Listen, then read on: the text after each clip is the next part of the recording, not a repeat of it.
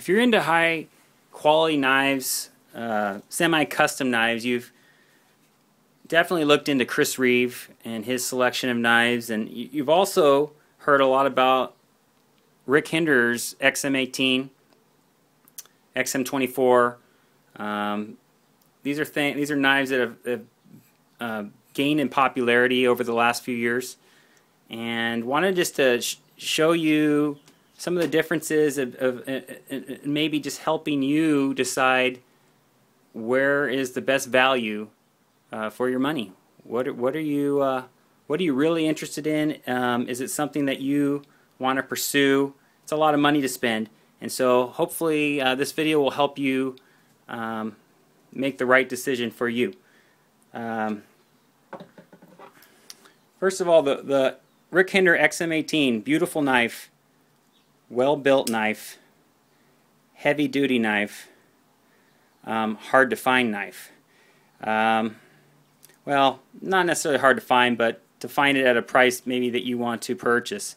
I was fortunate enough to acquire this a couple years ago at a knife show at a price which I thought was pretty expensive, but had my eye on one for a while, and went ahead and pulled the trigger, and I'm glad I did, because the price has even gone up since that time. I can't believe what these are going for now, in the $700, $800 range for not even the custom models. This is a Generation 3, and they've made some improvements with the Gen 4s,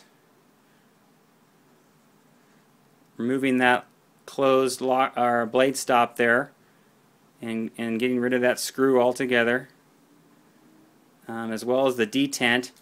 You can see you can flick that out just with gravity, and it's not the strongest detent. They're not known for that with the Gen 3s.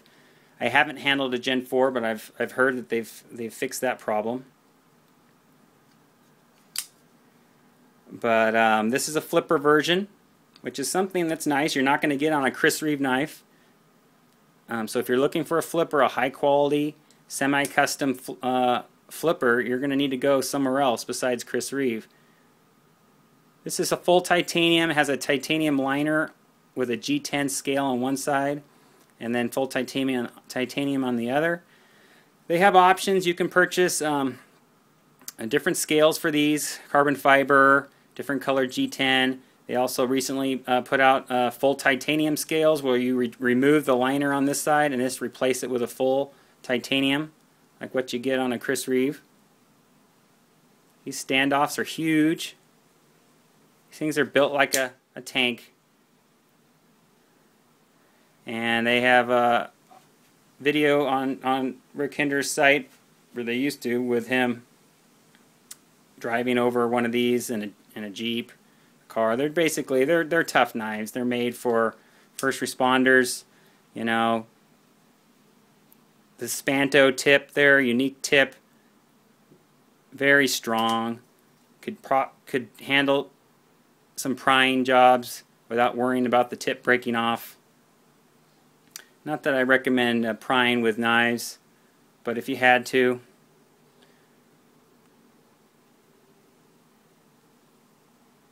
CTS XHP steel on this one.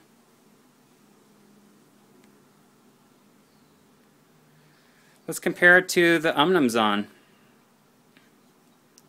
Thickness, you're losing a little bit of girth, but not a whole lot. Not a whole lot. Blade stock is thinner by a fraction. And then your tip, having that swedge on the Umnumzon, you are losing some tip strength.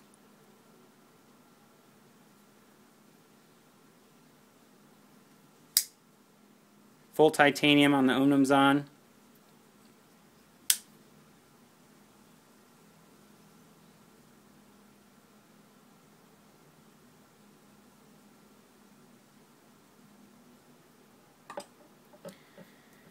These Hinderers are very smooth. Use the Teflon washers, and they're effortlessly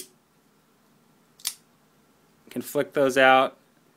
There's no IKBS in these, but they pop out just as smooth.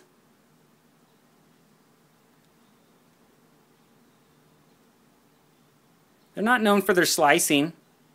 They're not the greatest cutters in the world, just because of the blade stock. It's full flat ground, not full flat ground, flat ground right here at that point,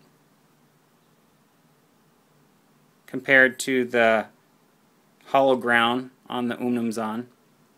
This is going to be a better cutter for you. It's going to slice a lot better. And even better than that, this Sebenza is going to slice even better. It's thinner stock.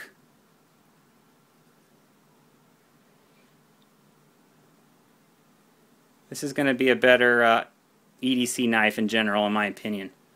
Unless you're looking for a really tough, hardcore knife, you're just looking for something that's going to handle all tasks without worrying about breakage or malfunction. This thing's going to do it for you. But you're going to pay for it. This has the old school screws, the round screws. They a few years back they came out with flat screws that are flush with the scale. You can order those. The people at Rick Hinderer's shop are very, very helpful and getting you what you need and getting back to you right away with any type of problem. Customer service is outstanding, along with Chris Reeve. I will say that both companies do a fine job with that. If you're a military or a first responder of any type, police officer, paramedic, fireman, Rick Hinderer has a list that will get you basically a lot better price than what you're going to find retail on the open or if you go to a dealer or on the secondhand market. So if you're one of those people and you're interested, I would definitely get on that list. I believe there is a waiting list of some sort, but it's not very long. Military, if you're one of those guys and you have the funds, I believe they're very reasonable price, similar to what you would pay for an Umnumzan new.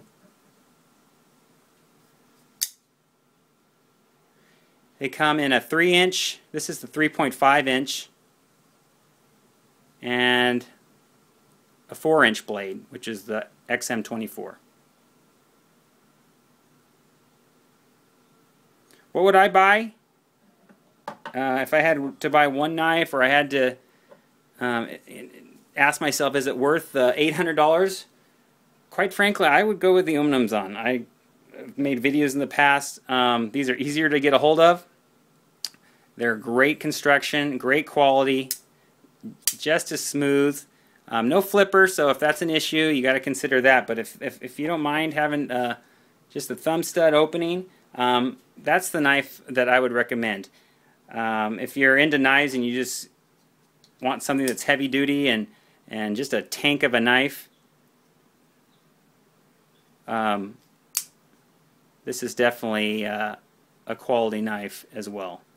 So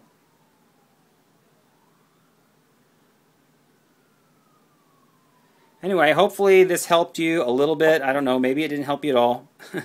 But I know when I'm purchasing knives and I'm spending a lot of money, I like to look at as many different videos and posts as possible, just to get the idea of what I'm after and what's going to suit my needs. These have a switchable clip here, which is another option that the Chris Reeve knives don't have. Filler tabs, you can buy extra filler tabs. You want to take the clip off. Stone washing on these Hinderer knives is outstanding. I recommend personally getting the stone wash blade, stone washed handle. They come in bead blast as well. You can't mark these up. You can put them in your pocket, and it's very hard to see, very hard to tell that you're actually carrying and using these knives. So if that's something that is important to you, that's something to consider. Maybe you like the beat up look and just shows character. I think that's cool too. sandblasting on these knives definitely show a little more markage, but I think it's a nice look as well. Anyway, I'll let you guys go. Thank you for watching, and let me know if you have any questions.